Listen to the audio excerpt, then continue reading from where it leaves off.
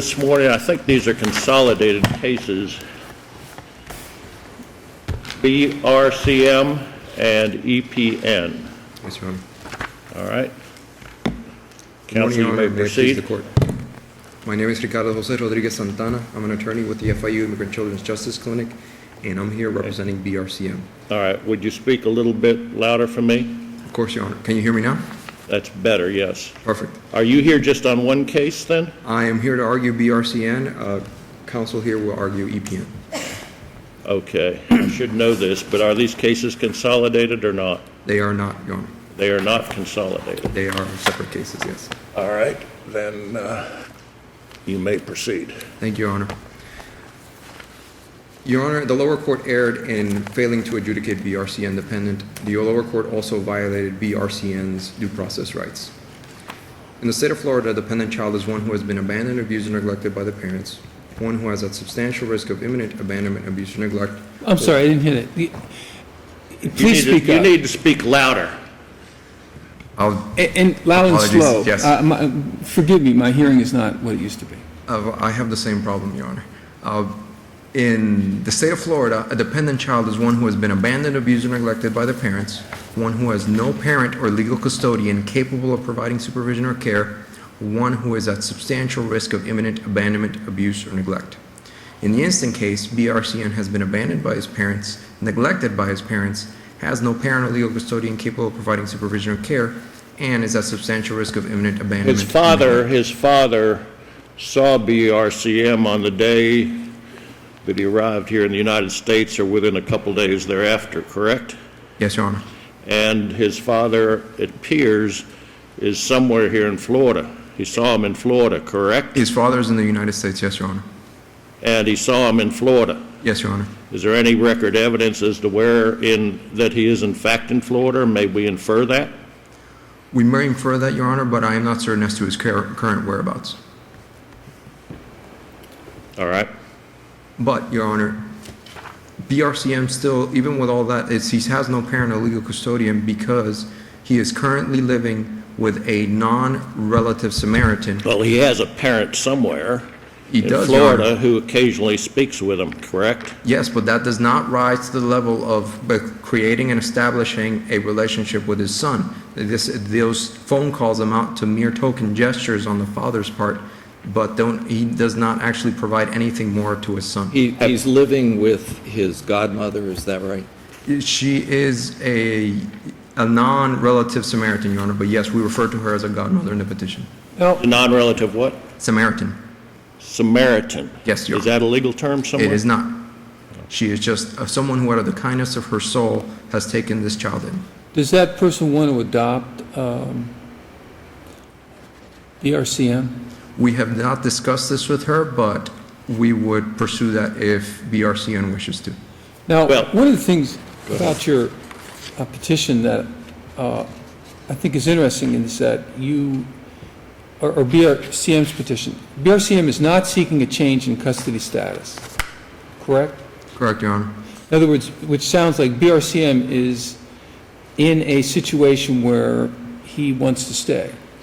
He would prefer to stay with the non-relative Samaritan, yes. Okay.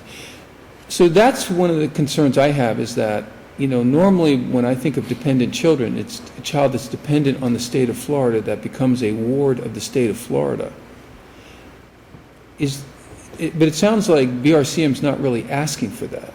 No, Your Honor, but BRCN is not living with a parent, he is not living with a custodian, and he is not living with a family member.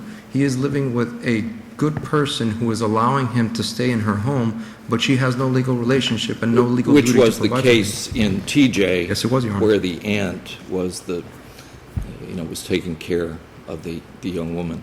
Very true, Your Honor. But in TJ, the aunt was actually a family member, whereas in BRCN, he has no familial ties to the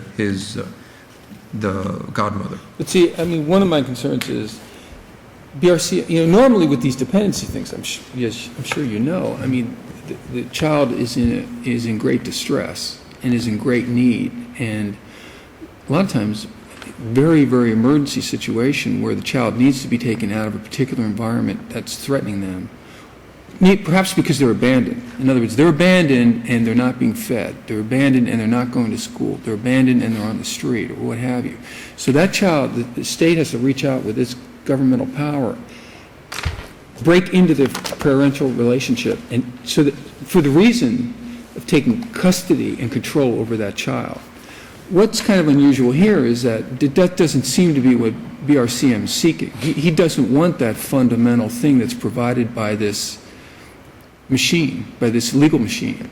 Your Honor, the court provides protection to the child through case plans, through different services that it can provide. BRCN, it can ensure that he is safely in his current location, and it can make the non-relative Samaritan into an actual legal custodian, giving her more protections over this child. What would be the case plan? So BRCM is seeking a case plan?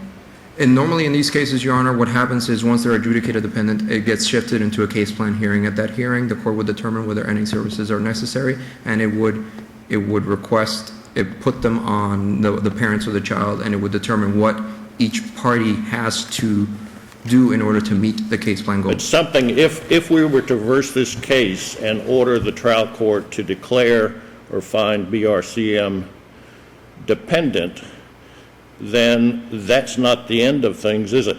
It is not, Your Honor. There are several follow-up hearings. There are follow-up hearings, and I presume that if you were to go to the Department of Children and Families and say, sorry, I had my fingers crossed and I want services, then they'd have to give you services, right? Your Honor, what we do is we inform the department and put it in writing that we are not requesting services. If circumstances change, we would approach the department and inform the court that circumstances have changed, and if necessary, we would request more services. All right, so that, do you know what services BRCM might be entitled to if you were, the day after an adjudication was determined, you went to them and said, well, DCF, sorry, the joke's on you, we want services. What would be available to your client? In that instance, Your Honor, BRCM would... Pardon? I'm sorry? What would be available to your client? In that instance, more than likely, BRCM would request therapeutic services. Therapeutic services Yes, at a sir. minimum would be available. Yes. The statute, now the godmother in this case is caring for BRCM under a sponsor care agreement, correct? She is the immigration sponsor, yes, Your Honor. Under a sponsor care agreement, that's what she signs, right? She signs a document saying that she will house this child and she will ensure that this child makes it to immigration court. Right, and the child has been placed there under the custody or by order of the somebody in the federal government, correct? Yes, the Office of Refugee Resettlement released BRCM into And the that godmother's person, care. that cannot be changed unless the federal government agrees, right? It can be changed, Your Honor, because once they're placed in there, the child, we have had instances where the children leave that that placement or are placed in other locations. Does it require at least notice to the federal government? It does not unless the child is in federal custody at that point. If that child is in a federal shelter, then yes, we would need specific consent from the federal government. And under the law here, the child's not in federal custody, is that right? He is not, Your Honor. In this particular case, is that what you're telling me? He is not, Your Honor. All right, what about in these agreements? If, I think you said that this godmother is the sponsor, right? Yes, Your Honor, or our sponsor. Pardon? Or the Office of Refugee Resettlement sponsor. Correct. And so one of the features of that is that the sponsor it says, if you are not the parent or legal guardian, you must make best efforts to establish legal guardianship with your local court. Has this godmother done that or sought to do it? I apologize, Your Honor. Could you repeat that? The Office of Refugee Resettlement Sponsor Agreement, which it seems like this person probably is under, says that the minor's parent or legal guardian shall make best efforts to establish a legal guardianship with the local court. Has that That's not occurred either, right? It has not occurred, Your Honor, but once the adjudicated dependent, the court can name her as legal custodian. Name her as legal custodian at that time? Yes. I have a question for you. Yes, Your Honor. In YV, the First District Court of Appeal said that there's a right to an adjudicatory hearing, and that case involved an uncle as custodian, kind of like TJ. My question to you is, was this 8-minute hearing that your client received an adjudicatory hearing, or was it colloquy between counsel? It was astounding, Your Honor.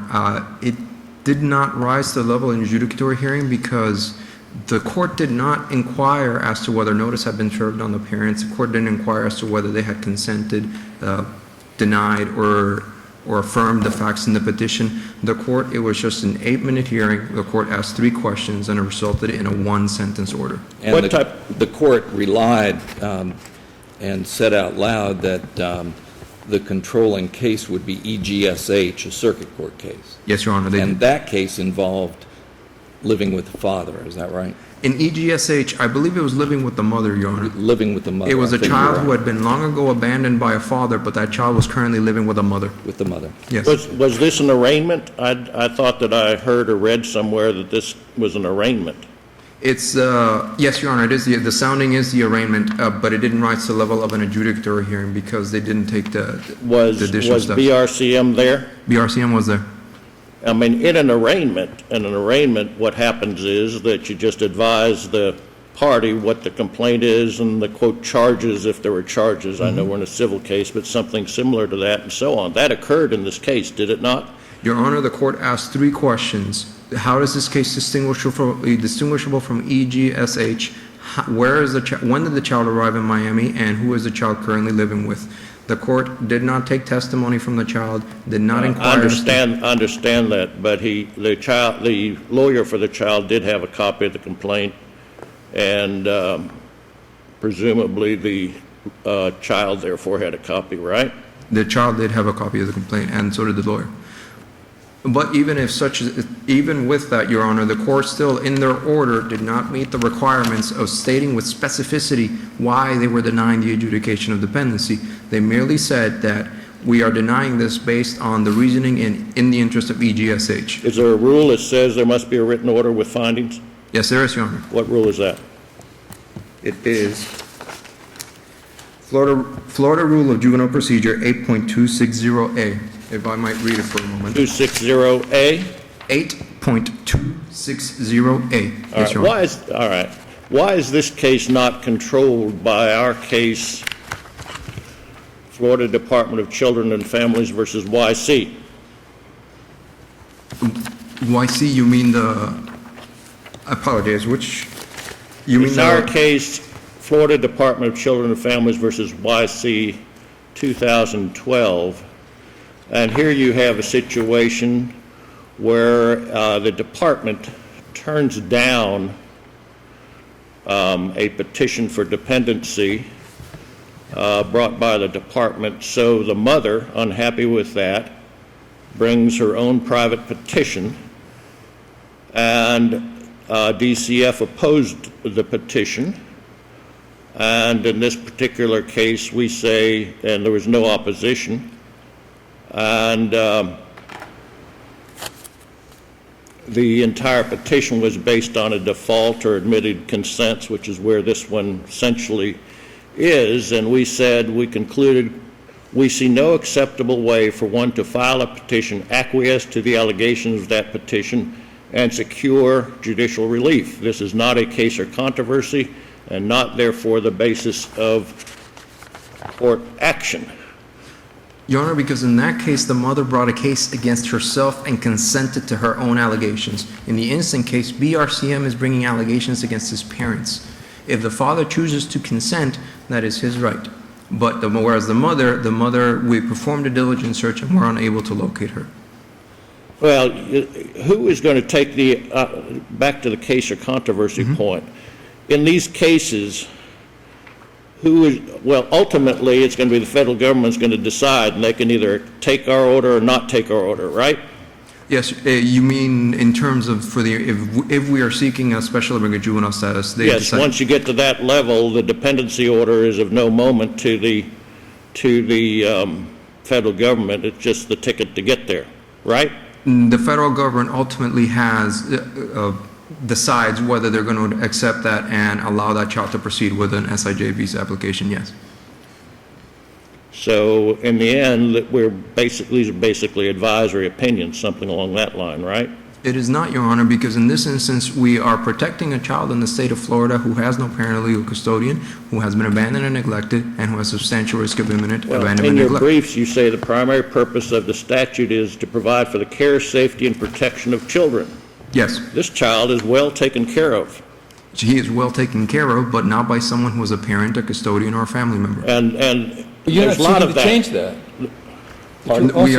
We are seeking to change that, Your Honor. We are seeking to turn her into a custodian. Right now, you could go try to have that person turned into a legal guardian if you wanted to. You could file such a petition, right? No, Your Honor, because she is not a family member. I believe in a 751, which is what I believe Your Honor is referring to, it needs to be a family member of the third degree. All right. You've gone over your time. Thank you, Your Honor. I'd like to hear from the Florida Department of Children and Families.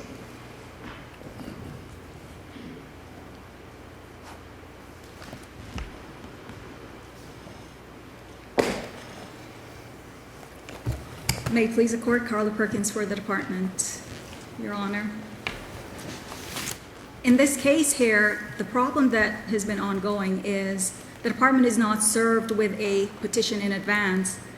The way the system works is under 39201, a call is made into the abuse hotline. Based on that call, then under 301, you have investigations that are done by our child protective investigators. They go out, they speak to parents, they speak to whomever else is involved, and then they provide that information to the lawyers. In these cases, there is no call into the abuse hotline. So the department is there with a petition. The department does not have the knowledge, the background knowledge that we are provided with from Now, child protective investigators. apparently, and I don't know if this is part of the record, but apparently the petitioner gave the department a letter saying we are not asking for any services from the department. Is that true? I would not have received it, but I'm sure that that's so, because I've seen it in a number of cases where in the actual petitions that they file, they do say that they're not asking for any services from the department. Was that in the petition? Do you know whether that's in the petition here, if that's a separate letter? I would think that would be a separate letter that they may send, but they also do indicate that they would like the child to remain in the custody of this custodian. They do say that in the petition. I did see that. They You all are given notice of, as a practical matter, of every one of these petitions around the state, correctly? In the courtroom at the time that they're doing the hearing, that's when the department is being provided with a petition. At that point in time, there is no investigation that has been done by the child protective You folks investigator. don't know about it until such time as the petition is presented in the trial court, is that correct? Correct. And that's because you always have lawyers there, and so they hear about it, correct? Correct. But you folks are parties to these cases. You're the department. You're the one in charge of these of Chapter 39, correct? Well, in a case where you have a private petitioner, under 390151, where it says, the petitioner, the department's interpretation is that it becomes a party. With the private Say petitioner. that again, I'm sorry, I didn't quite follow. Under 390151, it says the petitioner, when it's defining parties, it says the petitioner, the department, and then it names other So wait a minute. parties. You're saying the department was not served a copy of the petition? At the hearing. At the hearing is when the department is being provided Okay, with a but look, copy of the petition. getting beyond that, if I may ask a question, unless you want to. Is it the department's position that it really doesn't have a dog in this fight because it's not going to provide any services? Or is it the department's position that it doesn't know anything about this case because it was served at the hearing and couldn't ask for a continuance, it was just totally, It does not have information for it to be able to argue to the judge, our child protective investigator spoke to the father, this is what the problem is, the father doesn't have money, or the okay, father but wait a minute, does. if that's the only We don't problem, you have could that. say, excuse me, Your Honor, we would like a continuance on this hearing so we could send an investigators out. If you look, what the I mean, department, I don't think that's your position, is it? I mean, your position, the department's position is we don't have anything to say about this because we have no ability to look into it? Of course you have an ability to look into it, right? at the time that they're seeking the hearings, which usually they are at the adjudicatory hearing, the department is being provided with a petition. What the department can do at that point in time, if the department hears evidence or something, the department can actually ask for the court to call into the abuse hotline, or the department, a lawyer does call into the abuse hotline to trigger the investigation, because the child protective investigator actually has to go out and speak for further information to be Yeah, provided but to the department. yeah, sure, no problem. Well, why didn't the department do that here? In this case, if they're not asking for anything from the department. That's the what- key. In other words, the key to the department's position is not that we can't send out investigators, you have investigators. It seems to me that the key to the department's position is no one's asking us for any services. They've told us that we're not being asked for any services. Isn't that really isn't that why the department didn't send out investigators? The way it works is if the Is department. that a yes or a no? Well, Or you can't answer the question yes or no. it's kind of difficult to say a yes or a no, because the thing is, at the hearing, if the department hears something that triggers a need for investigation, then the department would get involved in Did the terms department of here calling it. at the hearing and reviewing the petition see anything that would trigger the need for an investigation? Where this minor is actually with a godmother, with a custodian. No, I'm and- asking you the question that you said. In reviewing this petition and at the hearing, did the department see anything that would trigger the need for an investigation? Yes or no? I mean, and then explain. I mean, or can you not answer yes or no? I would say no, because the department did not speak of and say to the judge, Judge, we see that there is a problem here in this petition. The problem here is you didn't actually have a hearing where there was evidence being put forth before the court. So for the lawyer reading the petition, seeing that a child is placed with someone, parents can place children with other people. So even though there may have been a father, if the father, number one, is poor, or the father wants the child to go with this person, that I mean, evidence is not put before the That brings court. up the point. The purpose of this statute, counsel, is not what it's being used for in this case. The purpose of this statute, according to 39.001, is to provide for the care, safety, and protection of children, correct? Correct. So this is not the purpose of the statute, correct? Correct, unless they are truly abandoned, abused, or neglected. And so, in 3 of these cases, and going to the YC case, I'm sure you're familiar with that because you are with the department and have read it many times, we have a case in which we had a private petition. It was not one of these type cases, and the department opposed it. You will oppose the petition, you will recall. It was slightly different factually, as counsel points out, but it was one in which it was one of these cases where it's an unopposed request, there was nothing on the opposite side, and essentially an advisory opinion, and you all opposed it, right? I can tell you there's a distinction with YC in the fact where that case, the department investigator did go out twice. There were abuse calls that were made in, so the department did go out and investigate in that case. And found that there was no reason. Found that there was no problem. Correct. All right, so similarly, if the department in these cases apparently is relying upon the FIU or whoever else goes it, they're just taking their word for it, right? Well, I mean, that has to be what's happening, otherwise you'd send somebody out. it is correct. The thing is, a call to the abuse hotline is not being triggered here for the investigation to take place. But it doesn't have to be. If the trial lawyer, the DCF trial lawyer was in there and it happened to be somebody who was not known, somebody who doesn't do these things regularly, the department could and may very well go out and do an investigation, correct? We can. If we hear anything in the courtroom that makes us concerned, we do call And the that's abuse because, hotline. as you say, under section 39.01 and some of the filings that you have made, the department is a party to these cases, correct? We're a party in the sense where if the court adjudicated the minor dependent, even with a private petition, under 39.521, what happens is there's a supervisory requirement for the department. So in other words, if you take a child from an abused home or abandoned home or whatever, you put the child someplace, the department then, and the court finds the child to be dependent, the department then is required to do a home study to make sure that the child is safe.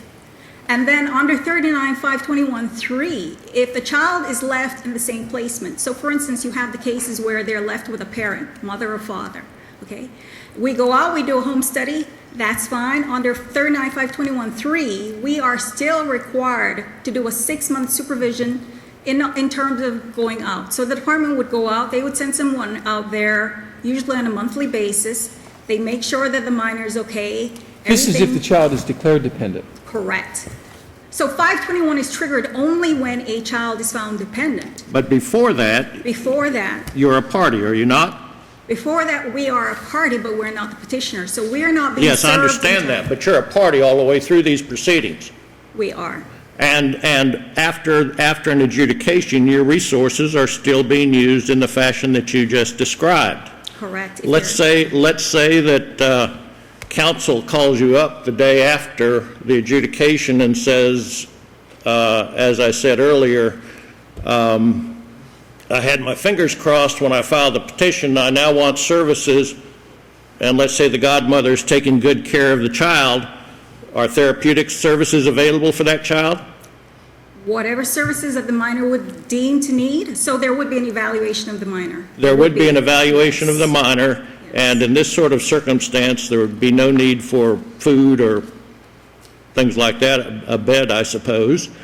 But give me some examples of the type of services that might be available if in the circumstance that I'm trying to articulate. Okay, so in the standard case where you have a child being found abused, abandoned, neglected, what happens is you have a case plan that's laid out and then services. So if they need dental services, if they need medical services, if there's an issue with helping out to arrange schooling, arranging transportation for schooling, so something that the child may need. So if counsel were to call you the next day and say, well, that was nice, but we now have our adjudication, send out your evaluator, and even if they don't ask, I suppose the evaluator goes out monthly, and if the child needs some dental services, maybe came in from Mexico and didn't have that, or needed help getting to school or whatever else, that's provided and at the expense of the state, correct? Correct.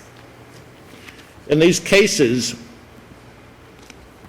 in two cases, the department has opposed the finding of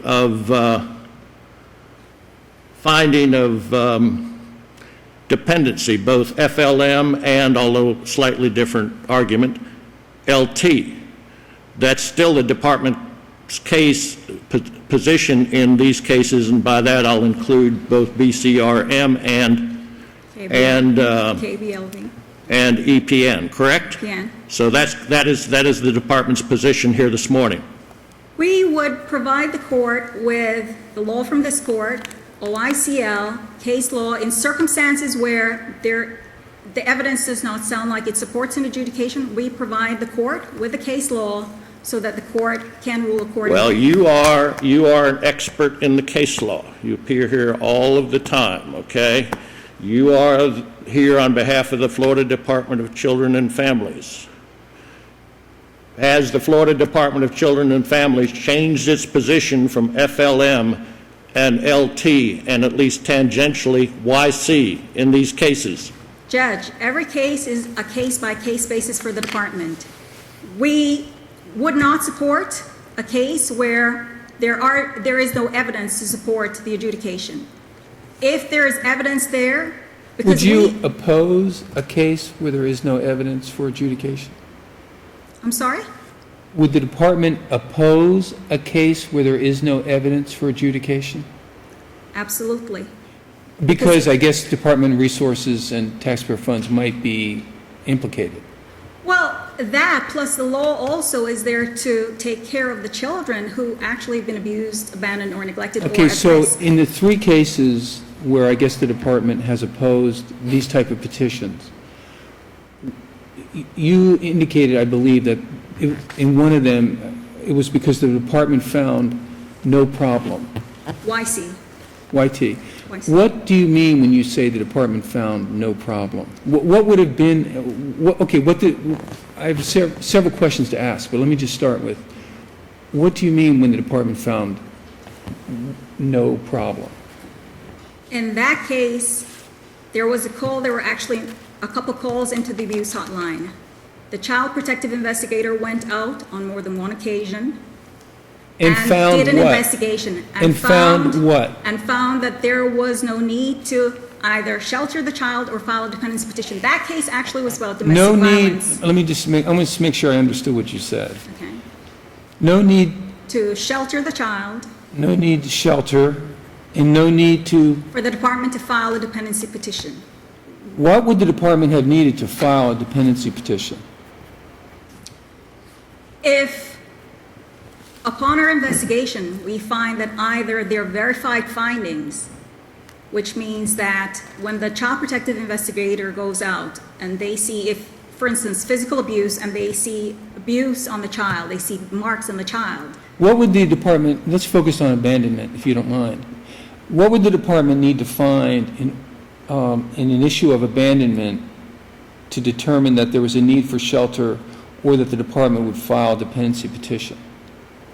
okay, if we have a child that we've received a call on, we go and the child is out there on the street, there is no one taking care of the child, there's been a search for days, and no one can find a parent or someone else to care for the child, then we take the child. So we take the child the minute that child, so that is where abandonment would occur. If you have a child just left out there. So it's on not their own. merely that the parent is not part of the child's life, it's that because the parent is not part of the child's life, the child is under some kind of risk or distress. Not necessarily in terms of being general, in terms of being specific. If you have, we have many cases that come in where you have a child where the child may have been beaten and the father may have abandoned the child. But the case actually came in, a call was made because of physical abuse, and then investigation determined, well, the father has been in jail for the last 5 years, has not, or he's been around but never taken responsibility, or knew that the mother was not properly caring for the child and didn't take the child. So then you would have the case of abandonment against him, but usually when a case comes in, it's triggered from the call to the hotline, you do the investigation, but that's usually something that is occurring then or has occurred recently. Counsel, the protocol of the department in these cases, above-the-line lawyers, is that the department is not going to take a position in these type cases, correct? Isn't that what the line lawyers, you included, have been told here and around the state? Judge, based on the case law that has come forth from this court and OICL, we now have the ability to point to the judge and say, here is a case, the court has not heard So will evidence, you, the case law supports the court's finding. in future cases, will you show up as a party? The department will be speaking in cases where it's appropriate for the department to point to the court and tell the court, here is case law, here it is, the facts here Well, sound, most, or if all there's of, an issue. in all of these cases, no services are desired. In those type cases, will the department appear? The department will be appearing at all of them because, as you pointed out, Judge Shepard, after the fact, they may change their mind and then say, well, we want services from the So department. henceforth, the department is going to appear in all of these SJI cases around the state, is that The correct? department will be present in court, correct? And will Does it- take positions based upon whatever the status of the case is and the facts show at the time, correct? Based on the evidence that they're hearing, correct? And does it follow that the department would want to be served with a private petition of this kind? They've been serving them, but only in court, so they should be serving them. Should they be served before Correct. Isn't there a requirement, is there a requirement that you folks should have been served ahead of time? Do you know? The problem is because they're styling it as a private petition and they're saying that they don't want anything from the department, I think that's the reason why they have not been providing. the Well, department I with mean, the that could be petition. form over substance. I mean, this is still, as you say, a situation where the department's going to get involved if, after the fact, if not before, correct? Correct. I mean, there's a practice of professional courtesy at a minimum, if not the law. It would seem to me that these clinics would give you notice. And frankly, it sounds like if they say we're not requesting services, but the child's declared dependent, the department is still legally bound to do certain things for that child. To ensure the safety. And you're bound, And in fact, I guess that they have custody of the child.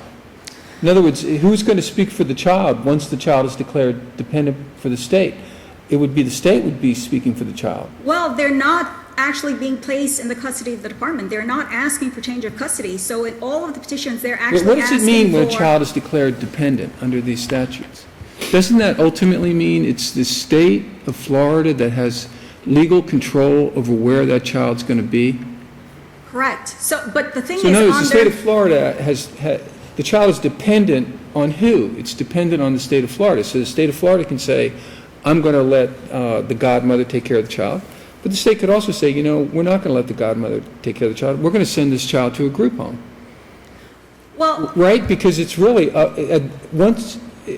help me here. The way it I guess what works- I'm asking is, under the statutes, once a child is declared dependent, okay. dependent on who? Who has control at that point? The court can give legal custody to someone else. So for instance, where you have the parent, they're saying they don't want a change of custody. So like for this minor who wants to remain with the godmother, a home study would When be you say done. the court, it's ultimately the state of Florida. It's the department and the court together, right? It's not, if the court doesn't give the department legal custody, the department does not become the legal custodian, no. But the department would still have certain responsibilities regarding that Correct. child. Correct. The department would still Which be are imposed by required. law because the child is dependent on the state of Florida. Correct. So the child actually is overseen by the court. If a child is placed in the legal custody of the godmother, she becomes the legal custodian. So what happens is the department then has to do a home study. So the department goes out to her home, they do the home study, she passes the home study, the child can remain there. The department's duty after that then is to just check for 6 months, because the law 39-521-3A And for says- example, the godmother couldn't say, thank you, we're going to decline the home study. No, they can't decline it because the law says that once the child is adjudicated dependent, it's And under if the department 39-521. finds something in that home study, the department has a legal responsibility to go back to the court now. Correct, absolutely. And the department remains a party to this case and does all of those things and offers services until the time, out of its resources, limited resources, until the time that the dependency is terminated, correct? 6 months. The law requires a review for 6 months. Okay, The Why would dependency someone- might go on beyond that, and there's still some obligations on the department to keep track of this child and be sure nothing's gone awry, correct? Correct, if it goes Why beyond would that. If someone... it goes right- beyond that. So I'm saying, so when I say determination, that's correct. Correct. And let's assume that now that you're going to show up in these cases, that the department is of the view, because you've talked generally here this morning, of view that say these consents are invalid, that say in the case of BRCM, the dad has just stepped aside to try to advance the SJIS proceeding, will the department oppose petitions? If you have a case where it doesn't prove abandonment, the department would oppose it, yes. Will Or- the yes. department become adverse to petitions and do the legal work and so on necessary to oppose petitions, do the investigation and depositions and whatever else it might take in the future? The department, yes. At any hearing where the department hears evidence which triggers the need for an investigation, the department or the judge, because under 39-201, you have mandatory calls that are required if there's abuse, abandonment, neglect, These or are, the these suspicion. are not, the ordinary case, you talked about, a lot about the ordinary case where this or that happens, this case. These are, these cases brought by FIU and others all around the state now, these are not really cases where, for which the statute was intended, correct?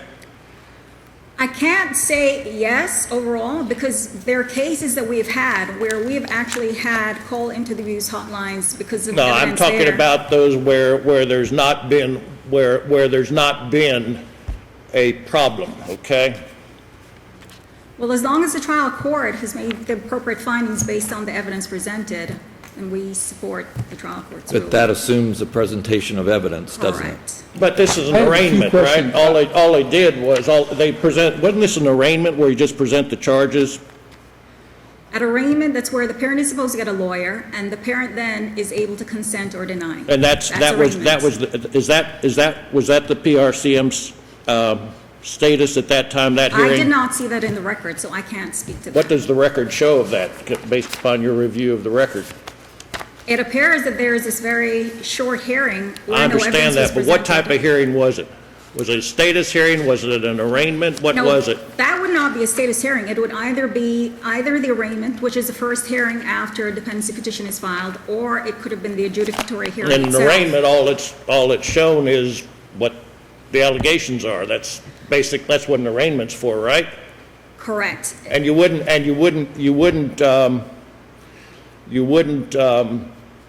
in an arraignment, especially in a criminal case, but even here, if there was no reason to hold the child or to proceed further, the proper action would be to dismiss it, correct?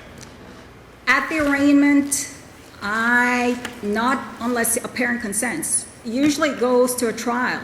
So at the adjudicatory hearing is usually where the court hears the evidence and then the court makes a determination, unless the parent has actually consented at the arraignment, which they have the ability to do at the arraignment. In these cases, based upon these cases where they're not seeking services, really, these cases do not fall, these two cases do not fall within the purpose of the statute, correct?